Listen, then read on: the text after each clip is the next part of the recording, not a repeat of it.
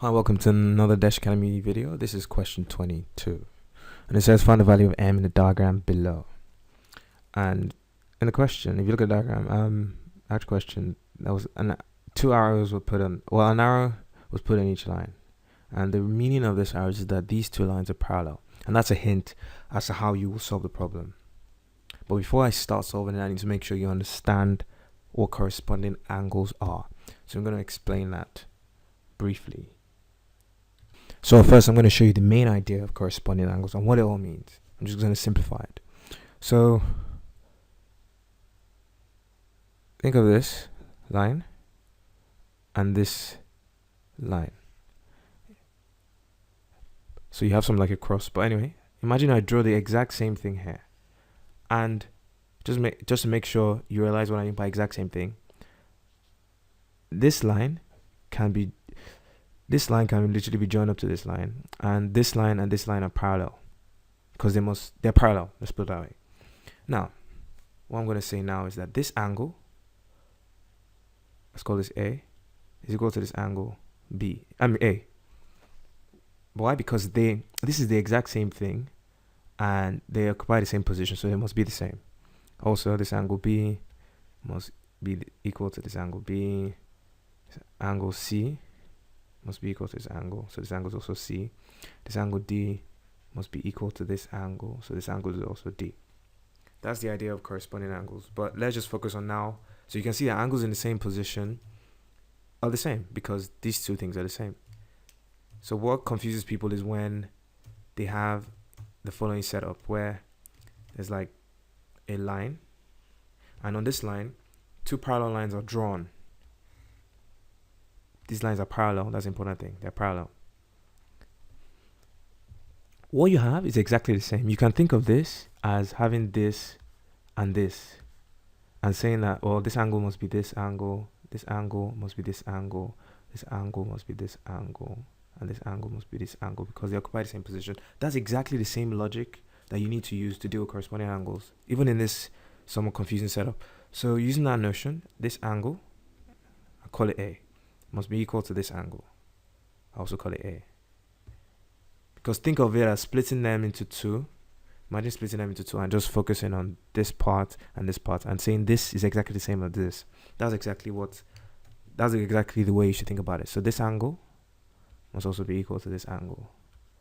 And it's getting messy, but this angle must also be equal to this angle. I'll call it C. And this angle here must be equal to this angle here. That's all you need to know about corresponding angles. So I'll just do another example because you might get some confusing setup. So what if this was a line and you had these parallel lines drawn? These lines are parallel. I know that I can't draw straight lines easily with the technology I'm using. So you have let's call them parallel. Yeah. You have the same thing going on here. This angle must be equal to this angle. So let's call them A. This angle must be equal to this angle, B. And so on. I mean, this angle will be equal to that, and this angle here will be equal to this angle. And the way to think about it is just, well, because this is this setup, just think about it this way. Think about it as this, and this, and then this must be this because they're the same thing. This must be this because they're the same thing. But another setup that confuses people is something like this, where you don't see the four regions I've been showing. Like you don't see that there's this and this and this and this, and so people get confused. So what if you saw this? I gave you this and this, and I told you this line was parallel to this line. Some people get confused, or rather, even more confusing is this one. Actually, we have this, and this line is said to be parallel to this line. What you could do is just extend this, and extend this line, and you get what you're used to. And we can then say this is equal to this.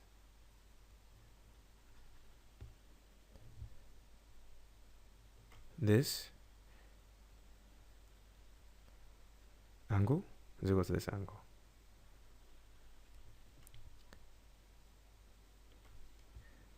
This angle is equal to this angle.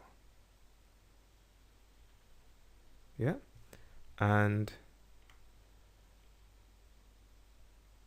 I guess I use gray.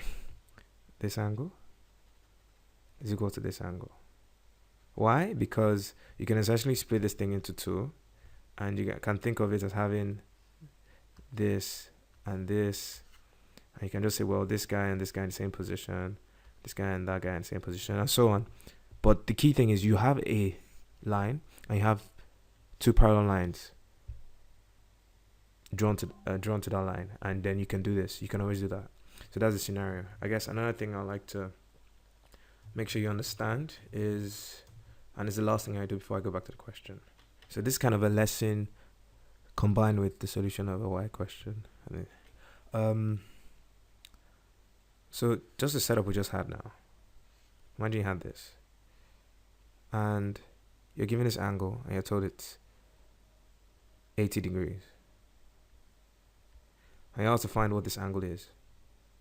How would you solve it? Well, using what I just spoke about, get the scenario that you're used to in terms of corresponding angles, or when generally dealing with angles, it's always useful to do this. Now, from this, I know that this 80 degrees corresponds to this 80 degrees. You agree? From what I've just been talking about, that must make sense.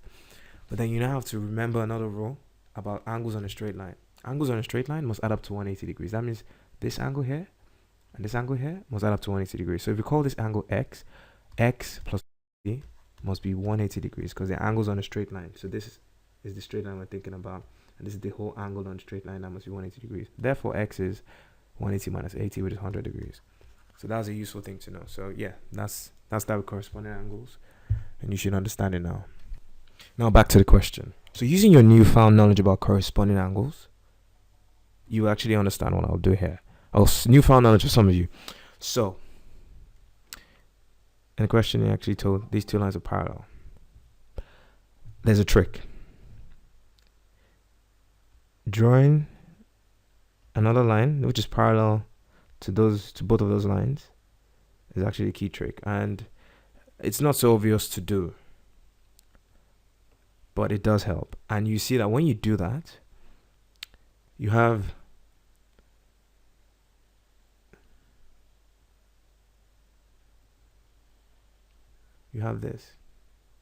this whole setup. So you have a line, and you have two parallel lines drawn that touch it, that go across it, touch it, whatever, because you can actually extend this. So I'd just like you to focus on the region with red lines. Now you can definitely tell that 7m must be this angle. This angle must be 7m because they correspond. Just from what I told you, you can see that this angle will be this angle, and this angle will be that angle. So we know what this angle is. Okay, cool. So we know that this is 7m. And if we consider this blue region, so I'm going to make this blue.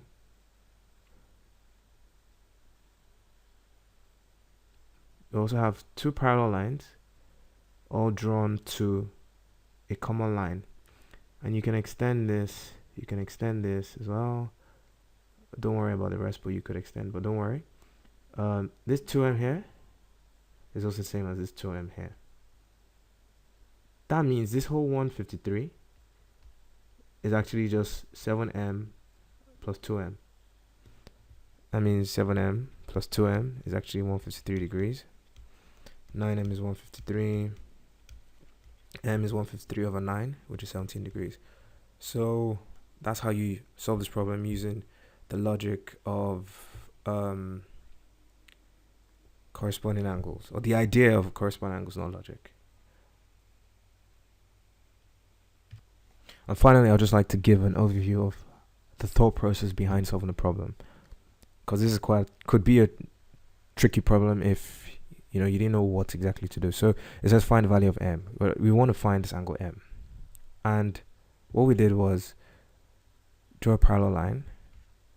We then determined via the use of the knowledge of corresponding angles that, well, okay, let me start with this. We know that this whole angle here is 153 degrees. And using the knowledge of corresponding angles, we determine that this angle, this part, is 7m. And the other part is equal to 2m. Meaning that this 2m plus 7m is 153 degrees. So using that, we got an equation. And from this equation, which is one equation, and there's only one unknown variable m. From this equation, we found the unknown variable just by simplifying and making m the subject of the formula. So it was just 9m equals 153 degrees. And we got an m is equals 17 degrees. And that's what we did. So that's the thought process. So thank you.